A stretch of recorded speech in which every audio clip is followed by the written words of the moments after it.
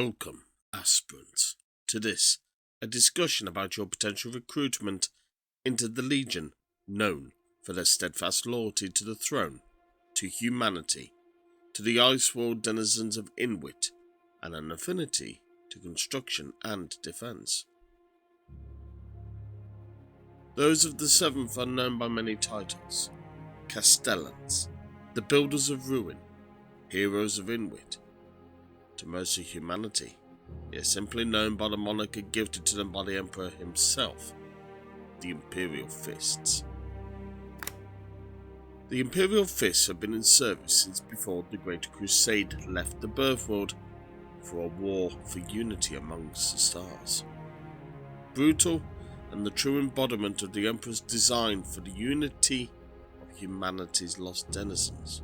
This legion of crusaders fought with zeal, a rapacious hunger for conquest, and ignorance to those that stood in their way. To stand against the Emperor was to accept death as your just reward.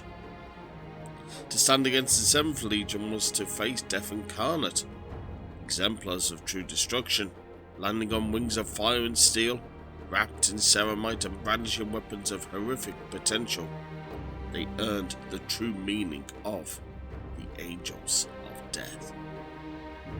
However, death and destruction was not their one true motive, for on each world, each city conquered, reinforcement took place.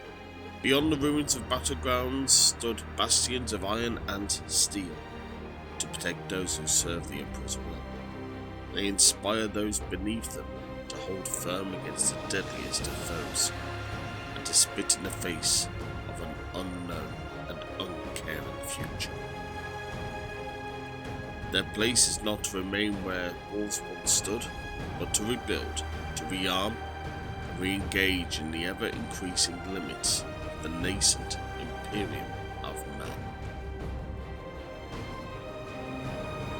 It was said that their commitment to his cause and their countless victories during unification was in terror and the start of the Great Crusade earned the Emperor's admiration. Referred to as a force akin to the hand of the Emperor descending and gripping with an unbreakable fist, they earned a Legion title. The only thing that was missing from these days was a true Legion Master to lead them in the absence of the Emperor. Soon, this dauntless leader of men would be found. His name was Rogal Dorn, the Imperial Fist.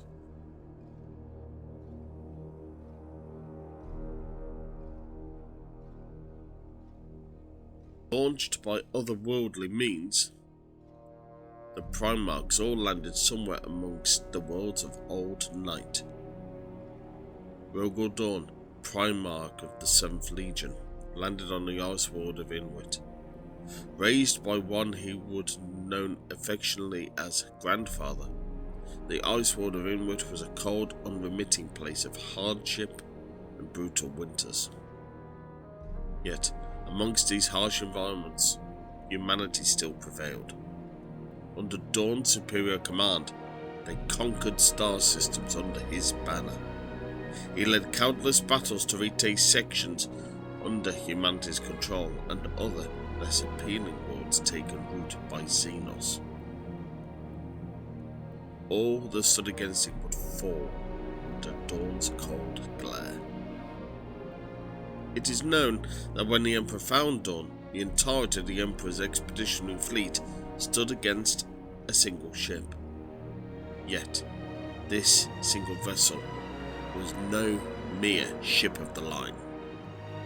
It was a fortress, a living, breathing embodiment of Imperial might and old technology. The ship itself dwarfed even the Gloriana-class vessel.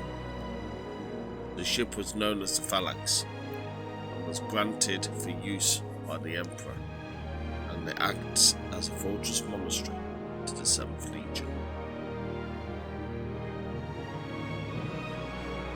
Stoic and steadfast, Rogal Dorn rules the Seventh Legion as a cold father would rule a family in prophecy.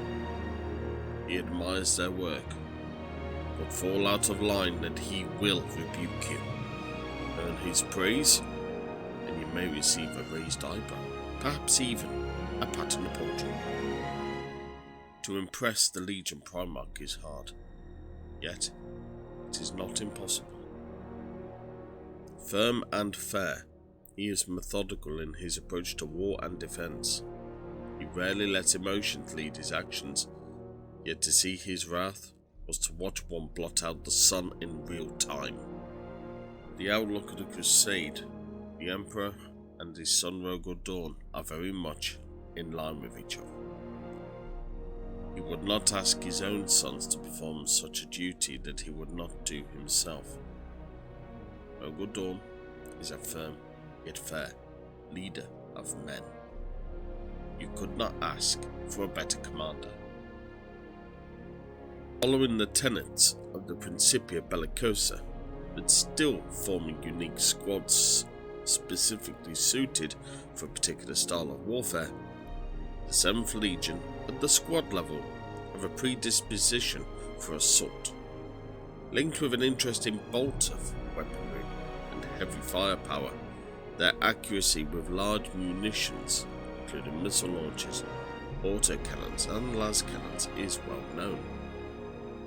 With an affinity for the technologically advanced warsuits, including the fabled tactical dreadnought armour, known by a more common term as Terminator armour, they were also first amongst the legions to see a practical use of the newly minted Indomitus Terminator warplate. Surging into battle amongst your brothers, you will serve among reserve companies, initially as neophytes. Then, among the main battle line companies of your Legion chapter, you may even serve under vaunted heroes such as 1st Captain Sigismund, a blade master of such renown his deeds are echoed amongst the vaulted spires of the Imperial Palace itself. You may even earn a place amongst the elite of your Legion, the black and gold clad brotherhood known as the Templar Brethren. However, if you prefer a defensive role as Warden of the Phalanx, perhaps service amongst the Phalanx Wardens will be in your future. Whatever lies in front of you, one thing is for sure: you will be steadfast in your commitment to the Primarch, the Legion, and the Emperor. You will lead with a strength of will unsurpassed by those from other legions. Master of war and artifice, you will see off Xenos abominations and corrupt human soldiery from damned worlds with the cold lethality expected by the Emperor. You will be resolute, a bastion of control and order, and none shall test your commitment to the cause. To be one with the 7th Legion is to hold honour highly amongst vaulted heights of potential. You will push back the horrors of old night and reunite lost humanity, to join you and your kin in the battle for the future of the species. If you think you are ready to take on such a role, perhaps you should consider joining the Imperial Fists.